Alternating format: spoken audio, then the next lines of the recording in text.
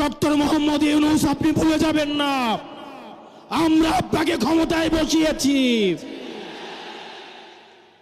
আওয়ামী লীগ নির্বাচন করবে কি করবে না, আওয়ামী লীগ আসবে কি আসবে না, এই সিদ্ধান্ত নিয়েছি আমরা।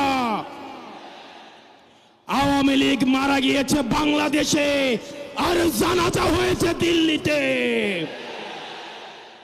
5 আগস্টের পরে 5 আগস্ট আমরা সিদ্ধান্ত জানিয়ে দিয়েছি, এই ভূখণ্ডে আওয়ামী লীগের আর পুনর্বাসন হবে না। যেই আওয়ামী লীগ আমাদের দাড়ি টুপিওয়ালা ভাইদেরকে বাইতুল মুকাররমের সামনে থেকে টেনে টেনে রাস্তায় নামিয়ে এনেছিল, সেই আওয়ামী লীগের আর পুনর্বাসন হবে না। প্রিয় সংগ্রামী সহযোদ্ধা, অত্যন্ত পরিতাপের বিষয়, আজকে 8 মাস পরে এসেও আমাদের দেশের অনেক রাজনৈতিক দল, অনেক রাজনীতিবিদ আমাদেরকে বারবার করে মনে করিয়ে দেয় আওয়ামী লীগ নাকি রাজনৈতিক দল, এবং এই রাজনৈতিক দল নিয়ে সিদ্ধান্ত আসার এখতিয়ার নাকি তাদের নেই। ডক্টর মোহাম্মদ ইউনূস গত কিছুদিন আগে বলেছেন আগামী নির্বাচনে আওয়ামী লীগ অংশগ্রহণ করবে কি করবে না সেটি সিদ্ধান্ত নাকি আওয়ামী লীগের। ডক্টর মোহাম্মদ ইউনূস আপনি ভুলে যাবেন না, আমরা আপনাকে ক্ষমতায় বসিয়েছি। আওয়ামী লীগ নির্বাচন করবে কি করবে না, আওয়ামী লীগ আসবে কি আসবে না, এই সিদ্ধান্ত নিয়েছি আমরা।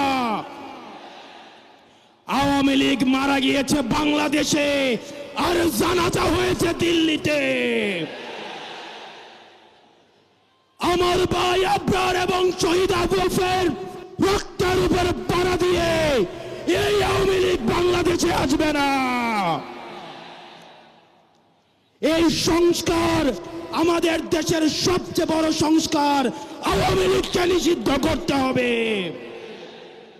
কোন কিন্তু অথবা নেই, আচ্ছা দেখছি এরকম কিছু নেই, আওয়ামী লীগকে নিষিদ্ধ করতেই হবে।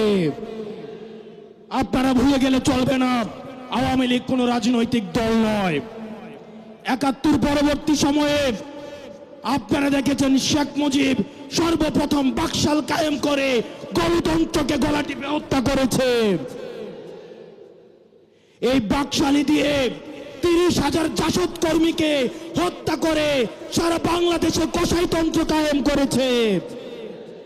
আওয়ামী লীগের লুটপাটের কারণে আপনারা দেখেছেন ৭৪-এর দুর্ভিক্ষে ১৫ লক্ষ মানুষ মারা গিয়েছে।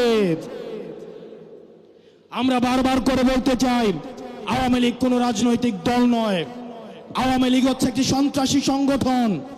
এই সন্ত্রাসী সংগঠনকে নিষিদ্ধ করার মধ্য দিয়েই আমরা সংস্কার দেখতে চাই। একই সাথে সাথে শাপলায় যে হত্যাকাণ্ড হয়েছে, আমরা আপনাদের কাছে অনুরোধ জানাবো, এই শাপলা হত্যাকাণ্ডে যারা শহীদ হয়েছে আজকের এই মঞ্চ থেকে এই শহীদের লিস্ট আপনারা জাতির সামনে প্রকাশ করুন। একই সাথে সাথে হাসিনার এই ফাঁসি না হওয়া পর্যন্ত প্রয়োজন হলে আমাদের শেষ রক্তবিন্দু দিয়ে এই তরুণ প্রজন্ম আমরা হাসিনার ফাঁসি নিশ্চিত করা পর্যন্ত আমরা আন্দোলন চালিয়ে যাব। এবং নারী সংস্কার নিয়ে যেই কনসার্ন আপনাদের কাছ থেকে এসেছে, আমরা চাই ডক্টর মোহাম্মদ ইউনূস এই কনসার্নগুলোকে আপনি অতি সত্বর অ্যাড্রেস করবেন, এবং অপ্রয়োজনীয় যে সংস্কারগুলো রয়েছে সেদিকে পাশ কাটিয়ে প্রয়োজনীয় যে সংস্কারগুলো রয়েছে, যেটির মধ্য দিয়ে নারীদের অধিকার নিশ্চিত হয়, যেটির মধ্য দিয়ে নারীদের সম্মান নিশ্চিত হয়, এবং আমাদের দেশের ধর্মীয় এবং কালচারাল সাংস্কৃতিক যেই সম্মান অক্ষুণ্ণ থাকে, সেই অধিকারগুলো, সেই সংস্কারগুলোতে আপনাকে জোর দেওয়ার জন্য আহ্বান জানাচ্ছি। আপনারা ভালো থাকবেন, সুস্থ থাকবেন, হকের পথে, হালালের পথে, সত্যের পথে আমরা এনসিপি আপনাদের সাথে সব সময় রয়েছি। ইনকিলাব, ইনকিলাব, ইনকিলাব। আসসালামু আলাইকুম ওয়া রাহমাতুল্লাহি ওয়া বারাকাতুহু।